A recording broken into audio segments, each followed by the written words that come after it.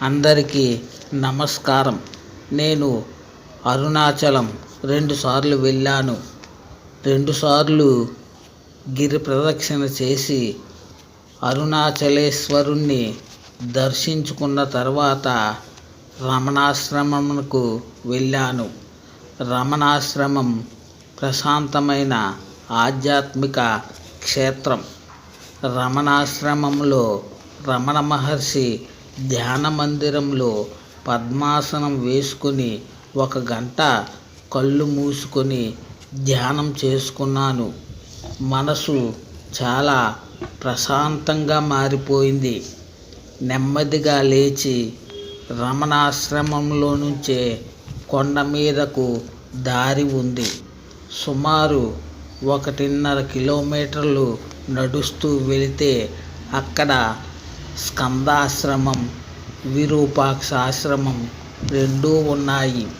అక్కడే శ్రీ భగవాన్ రమణ మహర్షి తపస్సు చేశారట. ఆ ప్రదేశాలను చూడాలని ఆతృతగా బయలుదేరాను. రమణాశ్రమం గేటు నుంచి కొన్ని మెట్లు ఉన్నాయి. తర్వాత స్కందాశ్రమం, విరూపాక్షాశ్రమం వరకు రాళ్ల మీద నడుచుకుంటూ వెళ్ళాలి. ఓపిగ్గా జాగ్రత్తగా నడుచుకుంటూ వెళితేనే స్కందాశ్రమం, విరూపాక్షాశ్రమం చూడొచ్చును. అక్కడ రమణ మహర్షి ధ్యాన ప్రదేశాలను చూస్తే మనసుకు ఒక రకమైన అనుభూతి కలుగుతుంది. నాకు కొంచెం ఏజ్ ఎక్కువ వలన అతి కష్టం మీద వెళ్ళగలిగాను. నాలాంటి వాళ్ళు వెళ్ళదలుచుకుంటే కూడా తిను పదార్థాలను తీసుకొని వెళుతూ తింటూ కొండ మీదకు వెళ్ళండి.